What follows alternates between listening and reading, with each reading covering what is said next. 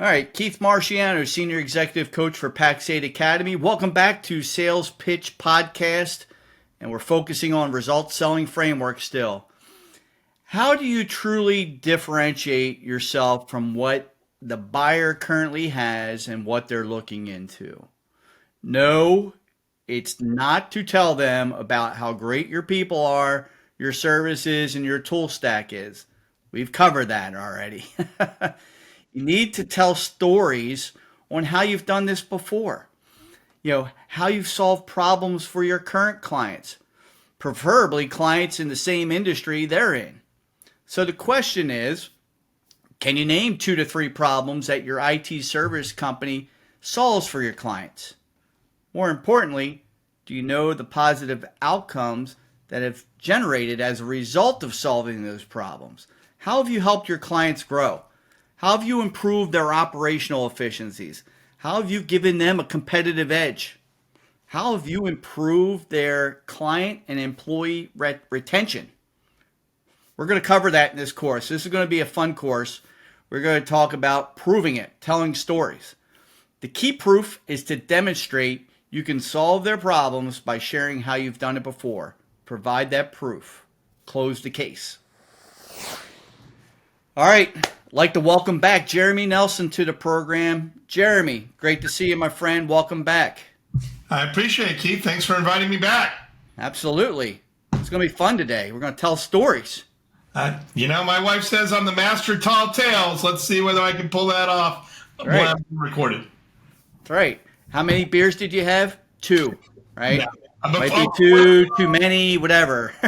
You know what? You know me, I'm more a rum guy these days. But yeah, I'm good to go. Let's take it. Why don't you give the crowd a little intro in case they haven't caught any of our episodes before with you on them? Absolutely. So my name's Jeremy Nelson. I'm the sales manager coach or sales coach manager. They keep changing my title, so we're okay with that. Sales coach manager here at Pax8. And my background is I was an MSP owner for 20 years, and I was a salesman owner. Then I worked as an outside sales rep for 3 years in a very large territory. And for the last 6 years, I've worked with either C-Level or Pax8, first as an ops coach and now helping out and teaching sales to MSPs. Excellent. We're going to use some of your sales career and some of the stories that you told along the line. They're not stories, right? We just kind of use it as that. It's, backing up evidence, right?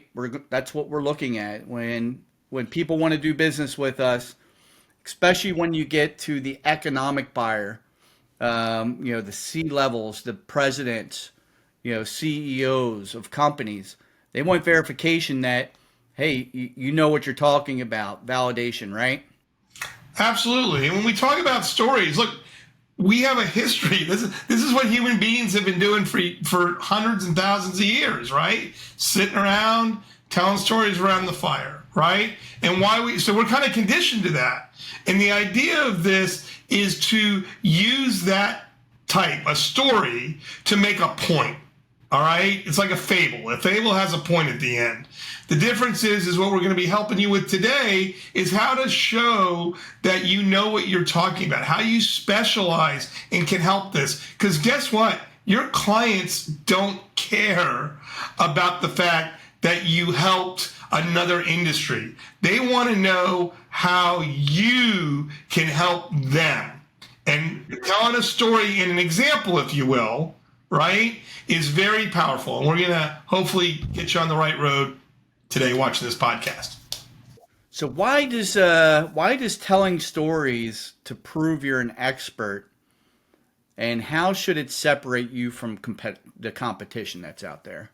Okay, so let me give you a bad example, all right? And for those who might be watching and if you've used it, it's okay.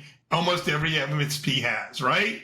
You have a meeting with a prospect, you want to tell them how wonderful you are, and right, you're trying to get them interested, you're talking to them, and you say, you know what I'm going to do to help you? I'm going to manage all your computers 24/7, right? And if they break, we're going to fix them right away. And I have the bestest techs in the whole wide world, okay? Well, guess what? I don't care, right? Because you sound like every other MSP they've ever talked to. Okay. Right. What do you think any other MSP is going to walk in there and go, yeah, our support's okay. I got some good employees, got some bad eggs in there. No, they're not saying none of that.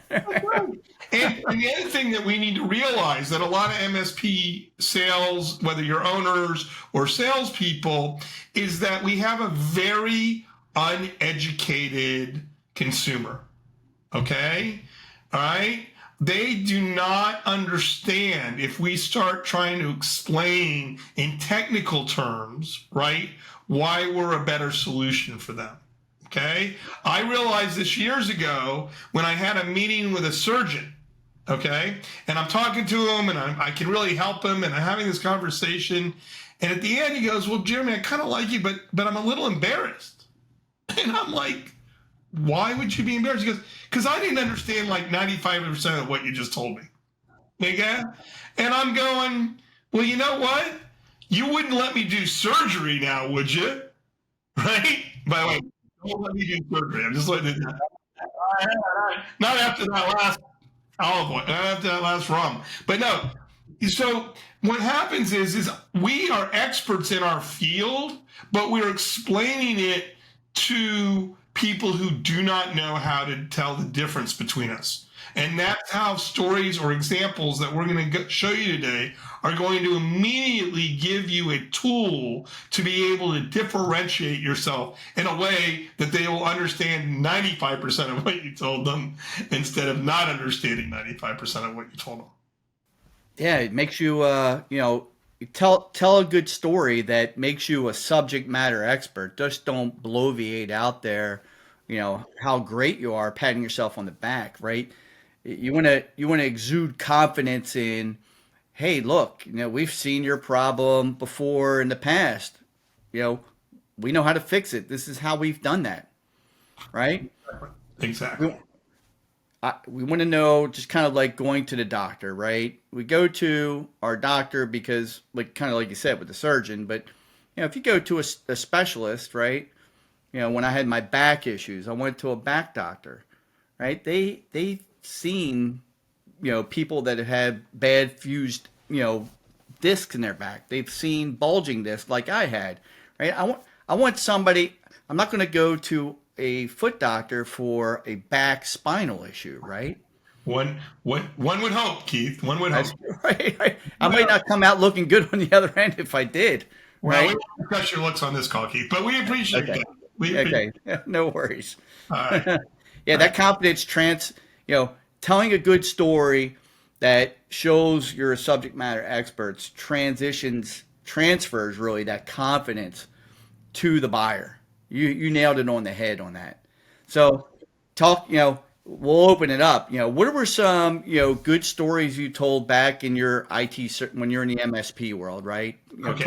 Tell some good stories for me. Absolutely. I'm going to give you a couple here. And by the way, yes, for actual technical BB watching this, the technical things I solved are ancient. I'm an old guy. Okay. So please modernize yours. All right. But an example that I use, and you can use example, story, I don't care what you call it. All right. So let me give you what I'm talking about. I was meeting with construction companies. That was one of my verticals, right? So hopefully you have verticals that you specialize. And if you don't understand why you should, there's another podcast you should have watched that's in the series, okay? But you have specialty in a vertical, and you're talking to somebody in that vertical. So in this case, I'm talking to somebody about construction, okay? Using a comptroller, maybe the president of the company, somebody like that. And back in the day, construction companies, as they do today, they had job sites all over the place. And I know as an expert in their industry that one of their main pain points was their ability to bill on milestone. Okay, because these construction firms bill on milestone and it's a lot of money. And the way it used to work, again, showing my age, is the internet was pretty hard to get and it was really slow. So the way they would literally do this is when it was time to do a milestone, they'd put some guy in a car with a bunch of pieces of paper, drive them no matter how many, 6, 5, 3, whatever, back to the main office, give it to the comptroller. The comptroller would try to make sense of this. It would take them 2 weeks, because if you've ever dealt with construction guys, The supervisors there, they do a lot of good things, but paperwork around billing is not usually one of their expertise. Okay? Mm-hmm. And then the comptroller might take 2 weeks or even 30 days to reconcile it and then send it out for billing. And now it's 30 days from the time the person gets it. So you've been waiting for your money for 60 days. Okay? Better get paid on time, too. Right. You got to pay your payroll and all those good things, right? So when I met with a potential client, I would say, I don't know whether you have this problem, but this is a common issue I've seen with other construction firms. Is this an issue that you sometimes have? Right? Don't assume they have the same problem. Maybe they figured it out, right? But give them the opportunity to start saying yes about things. That's another sales technique, maybe for another time, right? But they go, yeah, we have that issue too. And I go, well, guess what? My company specializes in this, and we've been able to figure out a way to do this electronically, and we've cut that time down to 24 to 48 hours until all that information's back at the comptroller. And if they have any questions, they can look at it immediately, call up the job soup, and get it resolved. So we've cut that down from about 2 weeks, 30 days, to less than 72 hours. Would you be interested in talking to me more about whether we could solve that problem for you? I got a lot of yeses to that last question. If they're having that, you're exactly right. They may or may not be having that problem, but if they are, they're going to be curious, right? We're telling a story to generate some curiosity. Like, you know what? We do have some cash flow issues because of that very reason, Jeremy. Mm-hmm. Yeah, let's chat a little bit, Exactly, right? And so there you go. I'm giving an example. I'm showing them that I understand their industry. I didn't do the generic, we'll monitor and all that other stuff, right? I gave a specific problem that my company had figured out how to solve that was specific to them and their industry. And if you don't have to just stop with one, we're limited on time, so I used one example for that, but there are a couple other things they had, and you want to put those into. All right, you ready for one more, Keith? Give me another one. Love these stories. Bring on another one. I'm going to give you one more. All right, I got several, but you can keep picking. Me, I can go stories all day. So we're going to give you one more. Okay, these are endodontics. Okay, this is all right. So one of my verticals was endodontics, not dentists, specifically endodontics. So that's how specialized I got, right? Because endodontics is a very specialized type of dentist. For those who I hope haven't known this, they're the guys who do the wisdom teeth. All right. Lovely. Yeah. Yes. Fun times. Oh, fun. Yeah, their patients love them, right? And the endodontics, the doctors who make the buying decision, right? They have one thing they care most about. When they put that probe in your mouth, it takes the X-ray. Okay. And when I was doing this, that was like a new thing. They were all converting over from the old X-rays you put up, for those old enough to remember those shows, right? They put the X-rays up on the little thing. Now it was moving to digital. Okay. So I would meet with an endodontic doctor or his, usually his admin assistant or whoever's, his office manager. And I'd say, look, I've dealt with other endodontic offices before. I understand that what the doctor really cares about is to make sure that when he gets a patient in the chair, he can take an X-ray, right? Because people really don't like going to see endodontic dentists, right? No. So do you want to be sitting in the chair, right? The doctor goes, all right, I'm here. I'm glad you came in. Oh, darn, I can't take an X-ray today because my computer doesn't work. Yeah, not a great day, right? So I'd say to him, I understand that. Is that what your doctor mostly cares about? And every office manager, if I'm not telling you that, is absolutely, they know that's what the doctor is because that's what they get yelled at about, right? Yeah, it causes anxiety for the doctor, the admin staff, and the patient, right? Everybody's upset. If the admin assistant's or office manager's computer doesn't work and they can't take an appointment, you know what? They can write it down. I'll call you back and confirm. Right? Right? It's not great, but it's a lot better than if it isn't. All right? So I would say to them, because again, this is back in the day, I'd say, so which software do you use? Because there were only two back in the day. And they'd give me one. I said, I'm glad to know. My guys are certified in that one. And the way I can say that is because, guess what? We were certified in both. All right? So I had spent the time because I specialized to get my people certified, right? Then I said to him, and I keep wanting to apologize for this because these are so old explainables. I need to go back IT for a couple months and get my stories updated. Right? But it was back in the day, and this was when the probes needed a special card. So they didn't use USB yet. That was like a new technology, right? Wow. So they had a card, yeah. Well, let me tell you about what we called Tuesday around my office, where we ordered for 10 operatories, brand new computers. We open up the case to put the card in. Guess what? The motherboards have changed, and the slot doesn't exist anymore to use these old cards. Okay, At least they weren't using floppies, right? Yeah, right. We were using it was terrible. I'm like, oh my god. So when I was telling this to the thing, I'd say, look, that was a bad day for us, right? Because we didn't know. But guess what? I know that now. So I know that when I'm going to be working with you, right? Assume close. I know when we're working together, I'm going to make sure I know and my people know how to validate that those motherboards have this older motherboard in it. So your card to do the one thing you want that computer to do exists. Okay? So it's okay to show you. Look, I made myself look bad in that story, right? Or that example. I admitted a mistake. All right? Guess what? The first person who tells you that they're perfect is lying to you.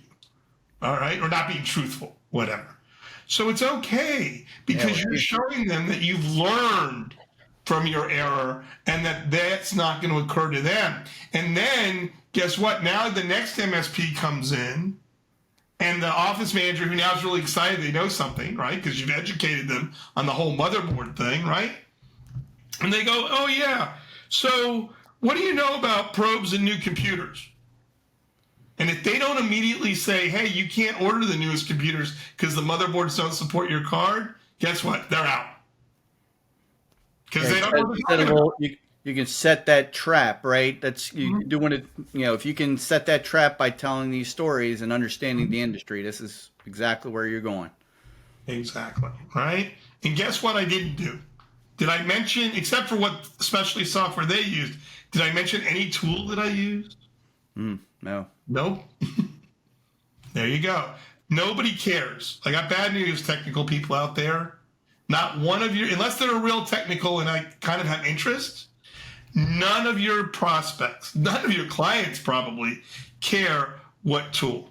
All right? I'll give you one more quick example from another light.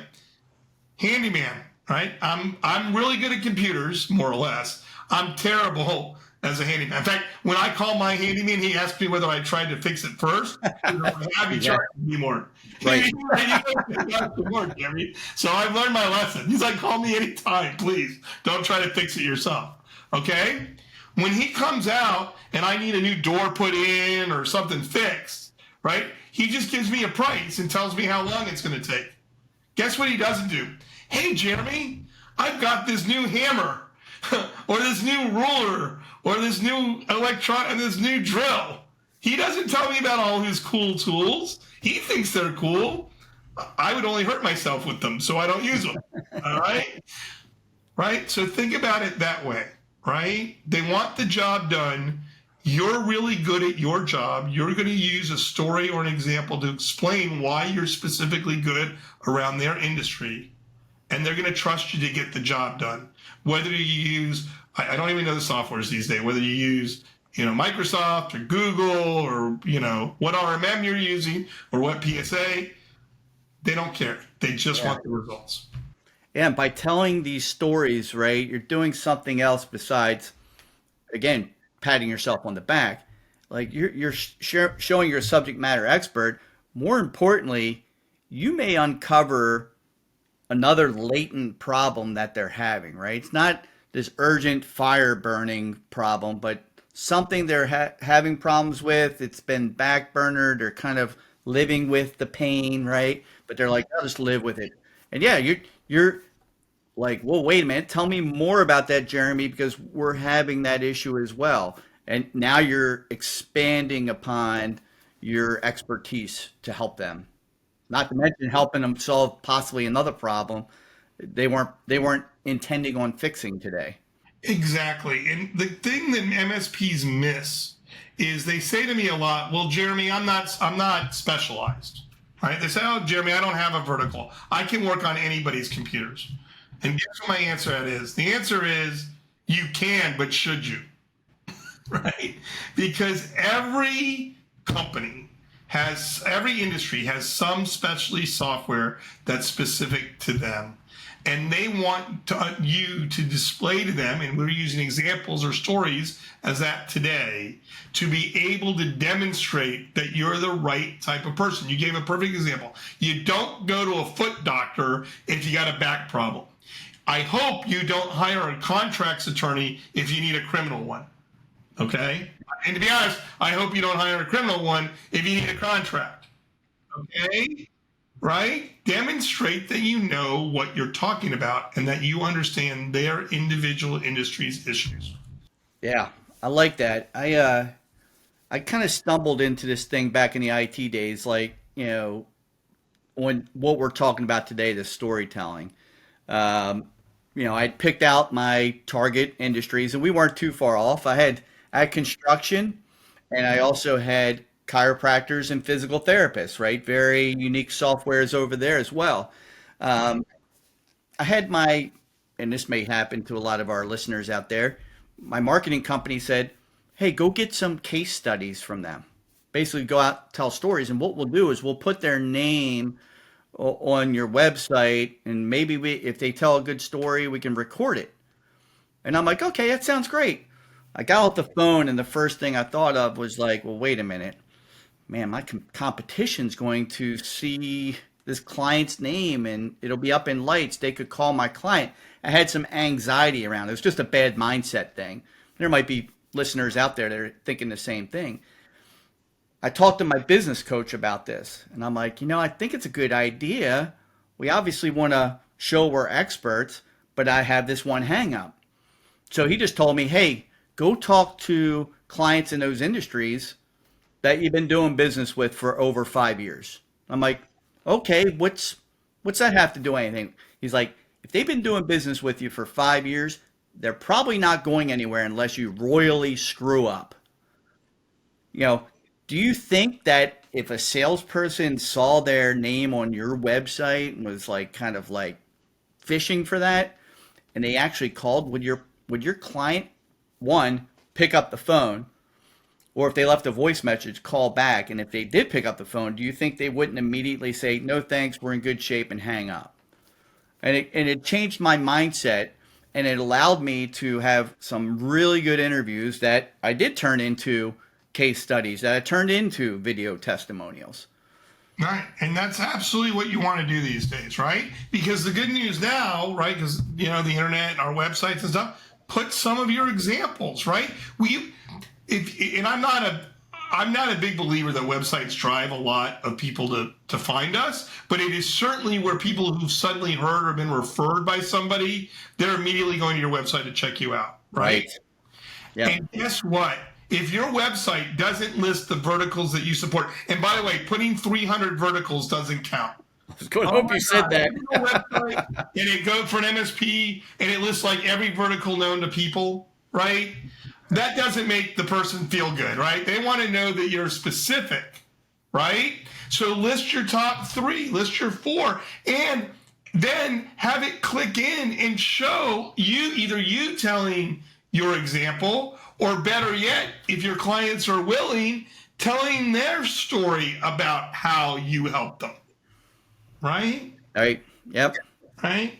If you're an endodontics and you go and it says you go to check me out because you heard my name or you checked out my company, and you go in and it says, oh, wait a minute, endodontics is prominently displayed. He handles 3 things, endodontics. Oh, let me click. Oh, wait a minute, I know that guy, right? Or I can look him up. And he's talking about how Jeremy's company has helped them. Okay? Yep.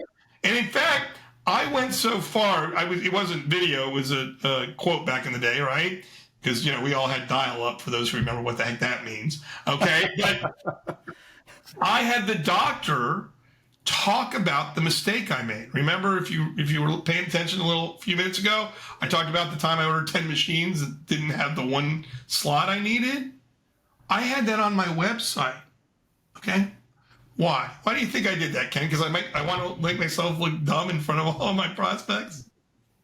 No, of I course hope not. not. I hope not. No.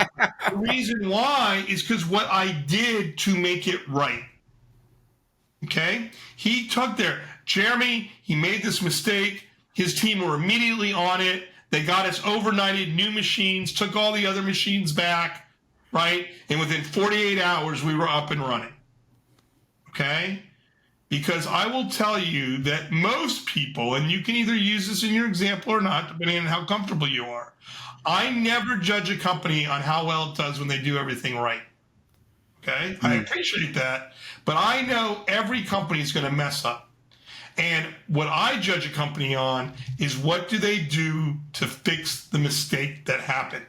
And I know a lot of you will go over and you'll get Google reviews these days or stuff like that. When I'm looking at a big company or actually any company and there's somebody who's put a bad review, I like to see whether the person who owns the company has responded to that and what I they agree. Yeah. right. We're not perfect, right? Now, no, we're not perfect, and they know it. And if you acknowledge it and give them an example or a story about how something didn't go right and you made it right, you're showing credibility because they know that if you say you have the bestest techs in the world, they know you're lying to them. Yep. Yeah, when I coach this to partners, I basically say, look, when you're out there and you're talking to your clients to find out, what's their story, so that way you can tell that story so it resonates with somebody else. Like, you need to have that verifiable evidence, so that way it appeases to any prospect that's out there. Um, you got to put it in a form. I don't know how you did it. Maybe that's a good question for you. I always did white papers or a video testimonial because there's people that like to read, and obviously video today, in our scrolling society, people like to take that up. Any other ways that you present this besides word of mouth?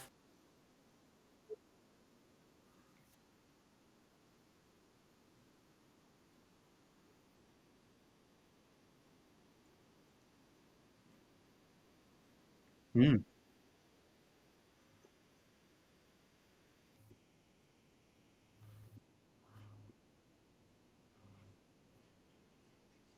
mm,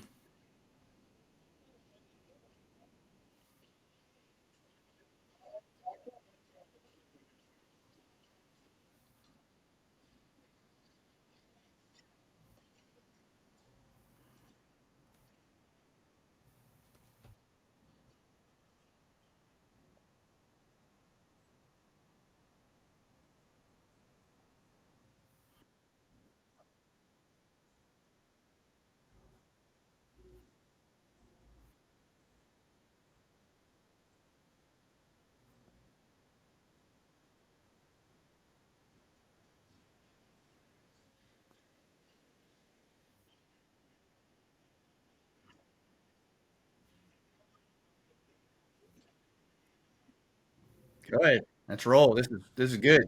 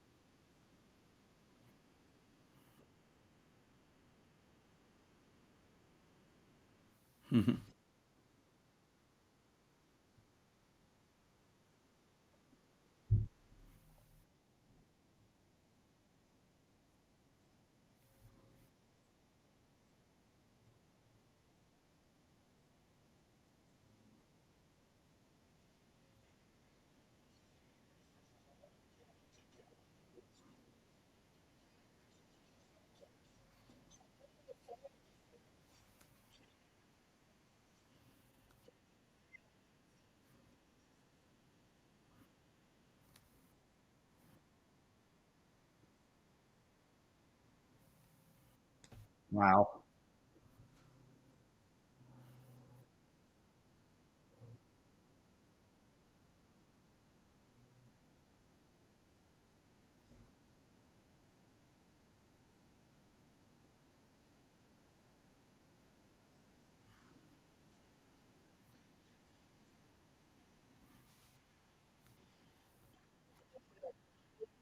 A strong and powerful statement when somebody let you know is saying that to you, right?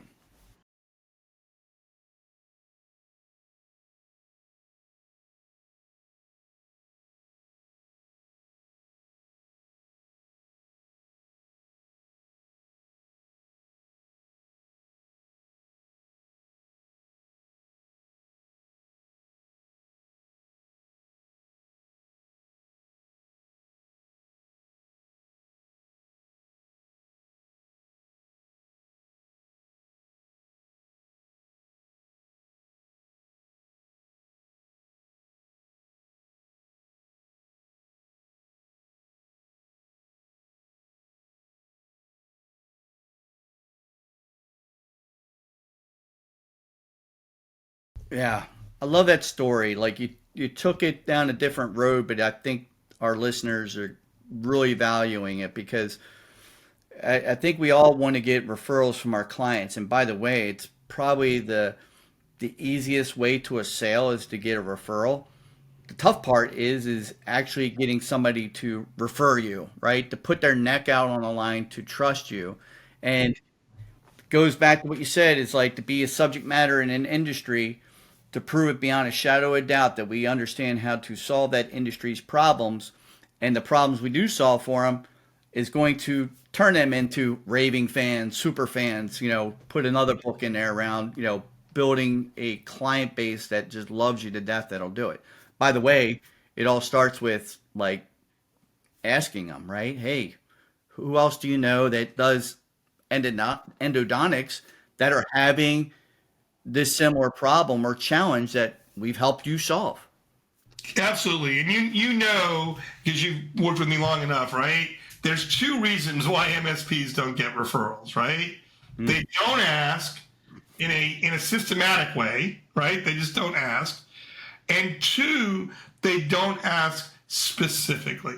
Because there's one thing to say to somebody, hey, do you know anybody? Well, guess what? I got bad news. I've been doing this a long time. I know a lot of people. How do I know which people you want? And at a minimum, and there's a better way to do it, and we have some other training on it, but a minimum, you should be saying, do you know any other endodontics that are within 30 miles, right, that have one or two operatories or whatever your target is, right, that you could see if I could borrow 5 minutes of their time? Oh, by the way, with cloud services and stuff like that, geography is becoming less and less of a focus now, right? So it could be endodontics in the entire state or in the region, Whatever you want to feel comfortable supporting, but right? be specific, right? Don't say, do you know anybody? Do Right. you know anybody who fits this criteria? Guess what? You won't get anybody if you say I want anybody. There you go. Absolutely. Sure, Right. there's a table in there somewhere, but we'll skip over that on the day's call. Yeah, yeah. So this has been fantastic. What are the must? Like, if you wrap this thing up, Jeremy, if any partner that's listening, what are the must that they must have when they tell their stories and then that they can prove and help a prospect? Okay, so at a minimum, when you create your own, right, first of all, make sure it's specific to the type of industry you're talking to. That's the number one thing. Okay, it doesn't help me. Let me assure you, if I told my construction story to the endodontic, he appreciated my time, but was not really interested. Okay, all right, seems simple enough, but you'd be amazed how many people don't do that. Two, don't assume they have the same problem, but pick a problem that you've seen a lot of the clients in that industry have. Okay, and then talk about how you solved it. And I don't mean I bought X software and we did it. No, talk about I was able technically in a way to fix it. All right, because the goal is to continue the conversation and do it. And by the way, if they challenge you on it, that's a good sign. I promise you, many construction firms are like, there's no way we can get it done in 72 hours. You're just making that up. I'm like, you know what? Good. Let's spend a few minutes and I'll explain how I did it. There you go. Those are the basics. All right. Jeremy's a humble guy. He doesn't brag, but he runs sales enablement for really all of Academy. He's got some great content that's out there. Jeremy, how do people find you? Like LinkedIn? Is you have a LinkedIn profile? LinkedIn, but that's another story. That's another story for another time. If you're going to LinkedIn with me, it would be best if you got a referral, right? Or at least let me know you're a Pax8 partner. All right, that would be a good sign. If you can tell me who your CAM is, that's a bonus. All right. Right? That's one way to find me. The other way is if you're a Pax8 partner, which I hope if you're not, you can become, no cost. We have an entire library of on-demand courses that help you. So we have that available to you. That's at zero cost. It's included in your Pax8 partnership. And you can see me, or hopefully more of Keith, doing a whole big on-demand thing with results selling framework. And then if you really want some personalized stuff, I do some instructor-led courses, limited about 20. There's a small fee for those, but come along. I'd love you to be in one of my classes that we expand on these topics, so you could come and hang out with us. Excellent. Thanks, Jeremy. And as always, thanks for being on the show. Some great insight, obviously some great storytelling from the real world, right? Things that you were used to. So I appreciate you being on as always and hope to have you back in the future. I really appreciate it, Keith, and I hope people who watch it have found it valuable. Take care and have a great day. Thanks, Jeremy. So for the partner out there listening, as we wrap this thing up, telling your stories is like being the attorney at a closing arguments at a jury trial, right? You've gone through a result selling framework of qualifying. You've validated, hey, they're a good fit, problems you can solve. You get into telling stories. At this point, this is where you become the subject matter expert. You have to differentiate yourself from the competition. That's what we've been talking about through this series in this podcast is how are we different? How can the buyer differentiate us from what they currently have and what other IT service providers are telling them? Jeremy brought up some great points. Focusing on a target industry, or at least get it down to 2 or 3, is vital. You cannot be an expert at every single industry. You cannot go out and interview every single one of your clients to find out these stories. So pick a few, 2 to 3 industries, and then go find out from them 2 to 3 problems that you solved for them. I guarantee all of you out there have solutions and obviously your service agreements, things like that, that you provide for your clients. Ask them, hey, by doing this, what problems have we solved for your company? And let the conversation begin. The stories will begin to flow, and now you'll have some evidence to be able to present to prospects, to be able to market. Think about this. Anything that you come across online, if it's an article that interests you, say for example, it's an article on increasing your IT services business by 20%. If you saw an article like that, you would read it because it interests you as an IT service provider. That same article is not going to help a small business of endodontics, for example. They could care less. But if there's an article around endodontics and these problems that you solve for them, they may read that. That's the type of marketing you want. So telling these stories go across everything sales-wide, from the beginning, from marketing into when you have an actual prospect and you have to prove yourself. So thanks again for tuning in to Result Selling Frameworks series podcast in the Sales Pitch podcast. We'll tune in next week. We're going to have James Levine back on the program, and we're going to talk about what we call the discovery guide and how to kind of train and develop yourself on your sales process. Thanks again. Have a great one.